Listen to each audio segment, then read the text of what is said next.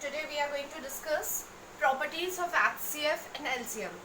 On this topic, the 3G exercise is based, our last exercise of third chapter. So please be careful. Coming to the first property, HCF is a factor of LCM.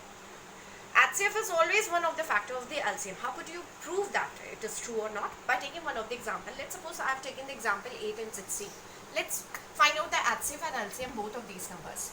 So you can use any of the method. I am going with my favorite method, that's the long division method. 8 2s are 16. The process ends. You got the HCF 8, the last divisor. Coming to the LCM 8 and 16. Again division method, shortcut method.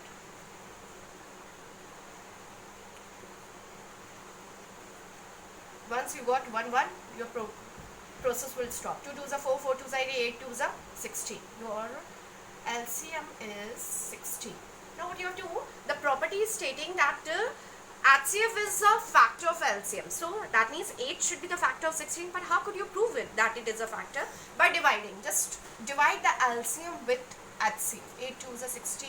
If your remainder is coming 0, that means the HCF or the given number is a factor of that LCM.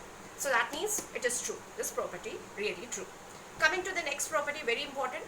The second property states that product of numbers is always equal to the product of the HCF and LCM. Please have a look.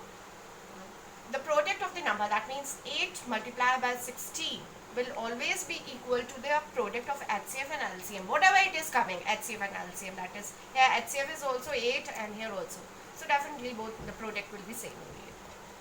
Is it clear? The product of the given numbers will be equal to the product of HCF and LCM. Now coming to the third property. Now the third property states that if A is a factor of B, if A is that means in the given pair of the number, if one of the number is a factor of other. For example, we have taken that example only.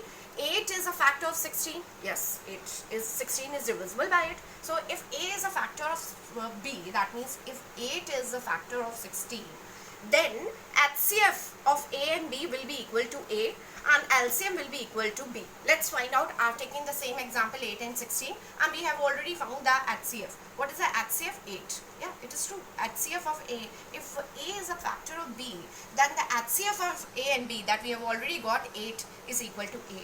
And the LCM of A and B that we have already got 16 is equal to B. Correct. Absolutely true. So based on this, we will get all the questions in 3J. 3J exercise is totally based on these three properties. That's all.